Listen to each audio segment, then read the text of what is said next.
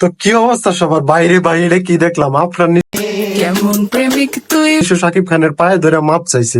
তো সেই কারণে শাকিব খান এখন আপনার নিশুকে মাপ করে দিচ্ছে। এখন আপনার নিশু এবং শাকিব খান দুজনে একসাথে মুভি করবে, একসাথে থাকবে, ধামাকাদার হবে, ধামাকাদার। বাট মেগা স্টারের পাওয়ার বলতে আসলে যেটা বোঝে, বুঝেন না? দিন শেষে মেগা স্টারে নাম্বার ওয়ান সাকিব খান। তো সাকিব খানের ফ্যান যারা আছেন তারা অবশ্যই লাইক করবেন, কমেন্ট করবেন, সাবস্ক্রাইব করবেন।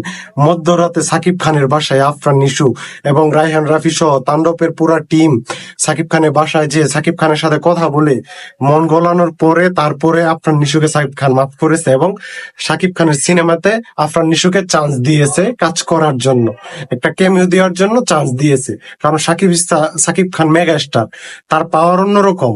মানে তার সিনেমাতে সে ক্যামিও দিবে এবং সে 2টা সিনেমা করে সাকিব খানের নামে বদনাম করা শুরু করে দিয়েছিল। তো দ্যাটস ওয়াই সাকিবিয়ানরা খেপে যায় এবং পরিণতি স্বরূপ আপনার নিশু অবশেষে মাপ চায়।